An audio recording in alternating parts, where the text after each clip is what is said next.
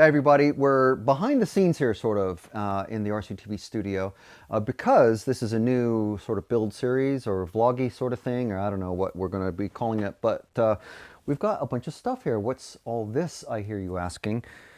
These are the HPI Nano 1/64 scale, so the same size as you would see from Matchbox and Hot Wheels and those other die-cast collectible cars. Some very cool ones. This was the first one, Von Gitten's RTRX, very, very cool. And this here is, well, this is going to be a track, believe it or not. This is a 2440 by 1200 size piece of very thick plywood, 4x8 sheet, if you're in the US. And yeah, look at the size that this is going to be taken up. Now we're going to cut it down a little bit because we are going to be multi-purposing it, but yeah, going to be very, very cool to see them in action on this thing. We're going to take you through the build process. We're going to be cutting it down, painting it, and assembling loads and loads of these to make some very cool custom track designs.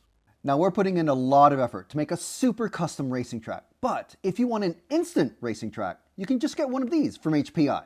Both mats are made out of neoprene mousepad material, and they're 1500 by 900 millimeters in size. So perfect size for your dining table, your front room, your living room, whatever you've got. This track layout one is pretty cool. All you have to do is roll it out and you're ready to race. Now this open one, I like this one a lot. This one's more of a skid pad type area, and it's just open. You can just use it as a bashing area, a little playground, and put up your own little obstacles to race around. So we've rolled out our track mats on our track surface. We've also got our barriers here. You get 4 sprues of those per set. Very, very handy. And for the curbs, you get 4 sets of white and 4 of the red as well, and the grippy pads that go underneath. The track pieces also come in black and yellow. We're going to clip those apart and see how many we get. We might need a few more.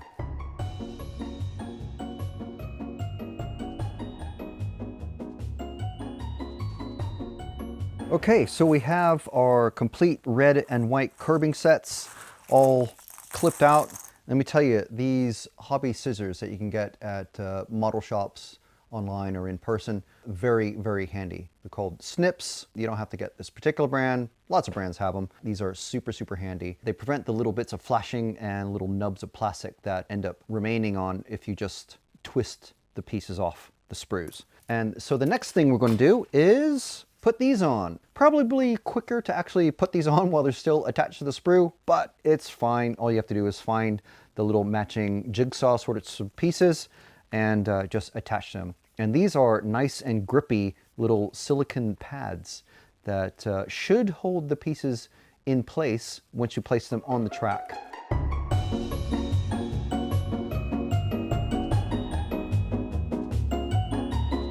So that's it. That's a complete set of the curbs done with all the sticky grip stuff on it, and you can tell that there's a good difference. They're not going to slide around very well at all, especially with the light weight of these Nano TTR cars. So very, very cool. And now, well, we have another set. Before we get assembling those, we have these track barriers to clip out and assemble. And what's cool is they've got little hinges that attach to each other and end pieces as well.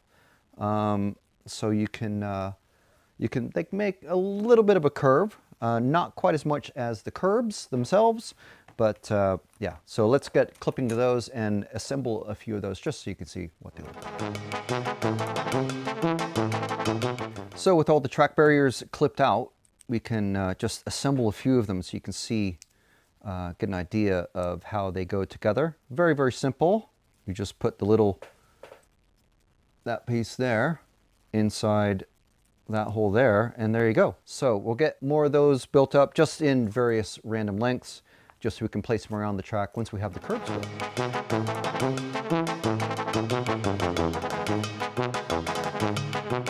So there you go.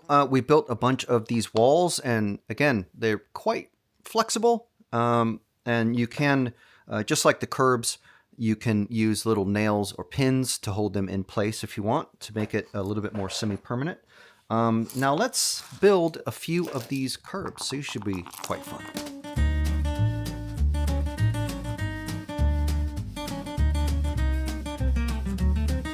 All right, so we have a few shapes made. Got kind of a roundabout thing. We have a little chicane and a corner.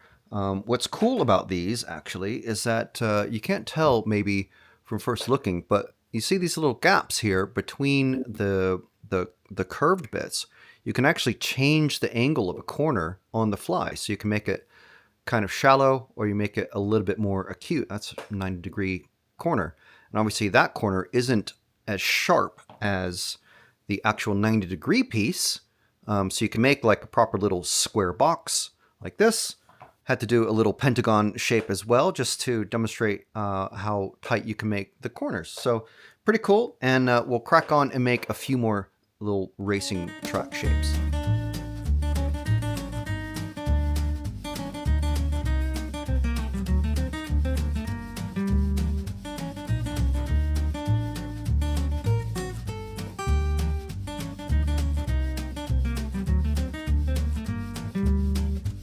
Okay, so here we are. This is the results of building one of the track barrier sets and one of the curbing sets with all of the sticky pads, the grippy silicone pads attached.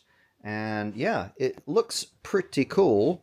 The only thing is we've got a bit more space to fill out. So we're going to have to get busy with a bit more clipping and building.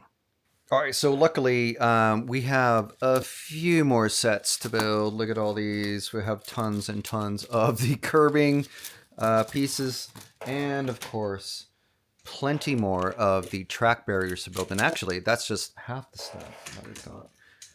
We got a lot more. So yeah, time to get clipping, shall we? Let's do this thing.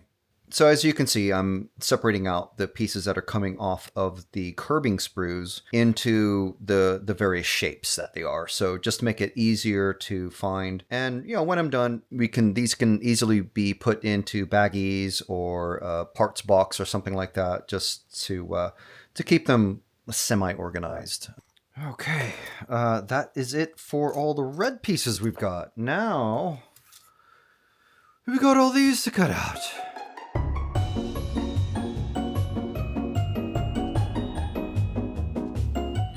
Whew.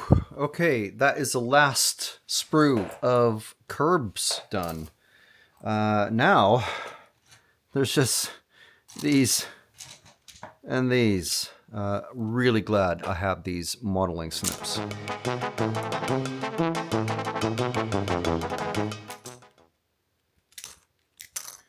And done. Wow, that is a lot of clipping. So that is a lot of like little Lego pieces ready to be built into track barriers. All right, so that is it for this episode, the first one of building our 1/64 scale track. Now, before we start assembling all those red and white pieces and the gray barriers together, we have to decide what is the track going to look like. Yeah, so is it going to replicate a famous RC track? Or is it going to look like maybe a famous full-size track? Like, I don't know, Monaco, Silverstone, Hungary, who knows? Let us know in the comments what you think the track should be or how we should maybe design it. And we'll take your input. Hey, welcome to an exclusive party, one where you can win big prizes every month and help us grow our sport. Yep, we've got a bunch of amazing supporters, and here they are, starting with our longest serving heroes.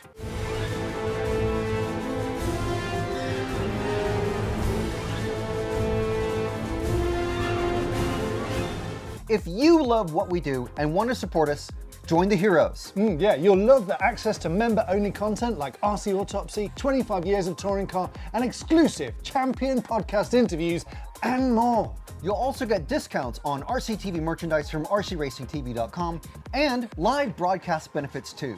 Join at hero level or above, and we'll give you exclusive RCTV Hero stickers you can't get anywhere else. And every hero gets free membership to rcracingtv.com, which includes exclusive monthly prize draws. And there's a ton of great features and extras that only heroes get. So what are you waiting for? Join, Join, watch, win. and win.